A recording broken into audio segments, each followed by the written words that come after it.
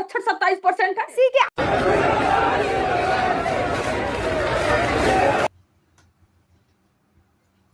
जिसके पाँव न फटी बेवाई, वो क्या जाने पीर पर आई।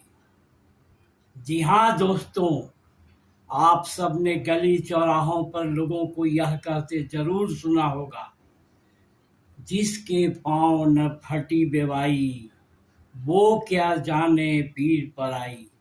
यह केवल एक कहावत नहीं है, यह भारत की सामाजिक संरचना का सजीव दस्तावेज है। जिसने अपमान नहीं झेला, जिसने संस्थागत भेदभाव का सामना नहीं किया, जिसने अपनी पहचान छिपाकर जीना नहीं पड़ा, वह कैसे समझेगा उस पीड़ा को जो हर दिन किसी छात्र, किसी शोधार्थी, किसी युवा के भीतर चुभती रहती है। अर्थात जिसने स्वयं दर्द का अनुभव नहीं किया, वह दूसरे के दर्द को कभी सही अर्थों में समझ नहीं सकता।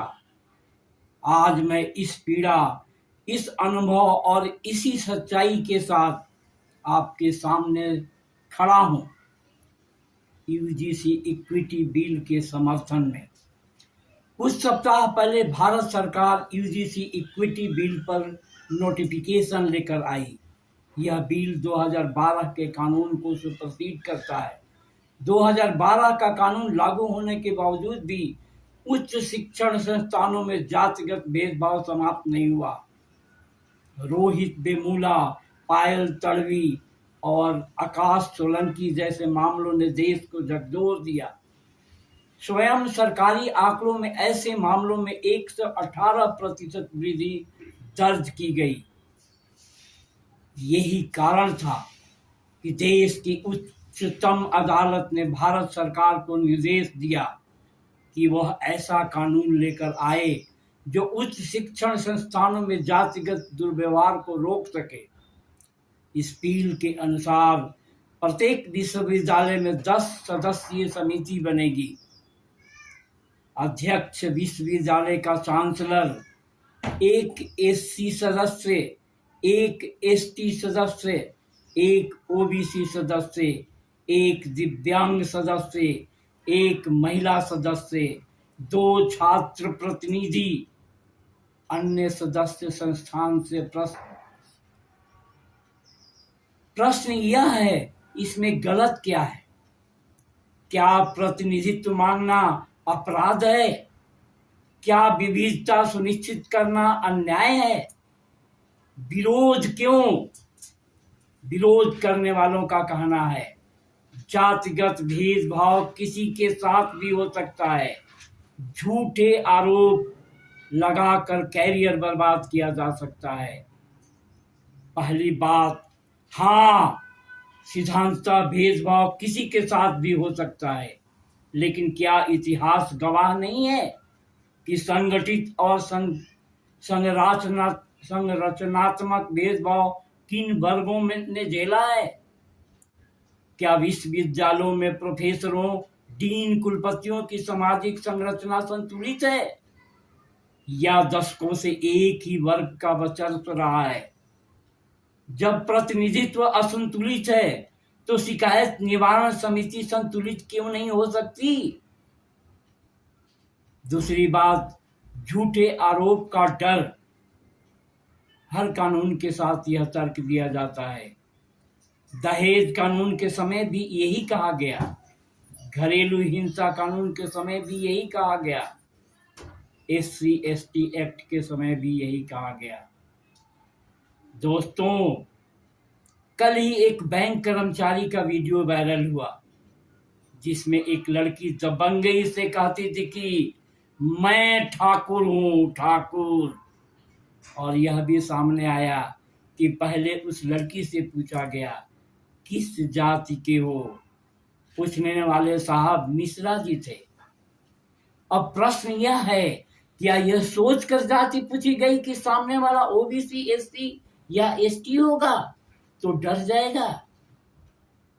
हमारे यशस्वी प्रधानमंत्री साहब की जाति सूचक शब्दों से किस तरह बेइज्जती हुई, वह भी पूरे देश ने देखा।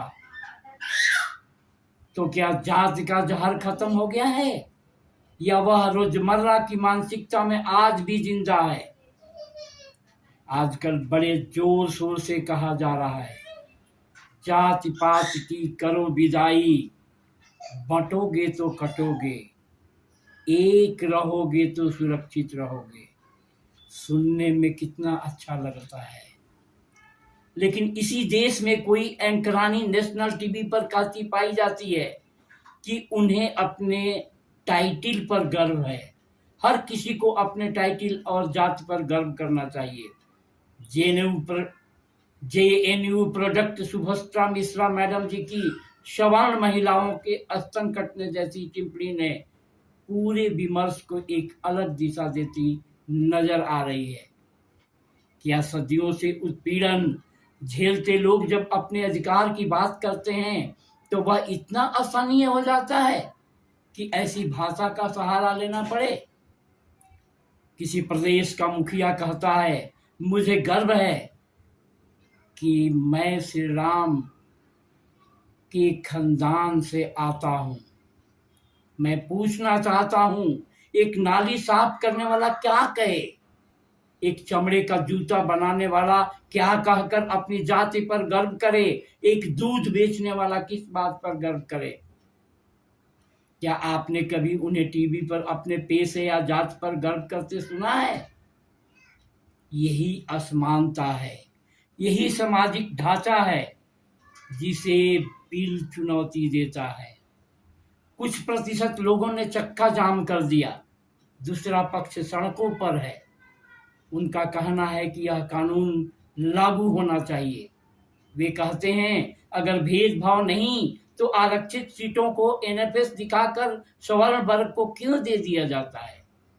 क्या कभी जनरल सीट एनएफएस होती है? एक प्रवक्ता कह रहे थे, हमारे बच्चे आंखें फाड़ फाड़ कर पढ़ाई करते हैं। मैं पूछता हूं, क्या देश के 85% बच्चे पढ़ाई नहीं करते? क्या संघर्ष केवल 15% का विशेषाधिकार है? मैं अपनी बात बताना चाहता हूं। मेरे समय में हमारे स्कूल में क्लास 1 से 10 तक शायद ही किसी सवर्ण का बच्चा प्रथम स्थान प्राप्त करता हो। तो यह बात बेमानी है कि सवर्ण ही काबिल होते हैं, सवर्ण ही सक्षम होते हैं, सवर्ण ही पढ़े लिखे होते हैं और सवर्ण ही इस देश के हर नौकरी पर, हर पद पर आसीन होने के काबिल है। जब समिति में 7 सदस्य एक ही सामाजिक समूह से हो सकते हैं तो क्या आरोप लगाने वाले को उल्टा फंसाया नहीं जा सकता? हाँ, ये भी तो डर है। आज राजनीतिक दल चुप हैं, शायद एक गठबंधन को वोट की चिंता है, दूसरा चक्का जाम से डर रहा है। क्योंकि आपने देखा 15% लोगों ने किस तरह से चक्का जाम कर दिया था। सवाल न्याय क्या है? यह बिल किसी के खिलाफ नहीं है, यह बिल व्यवस्था को संतुलित करने का प्रयास है। यह बिल कहता है, यदि भेदभाव है तो उसे पहचानो, यदि अन्याय है तो उसे रोको।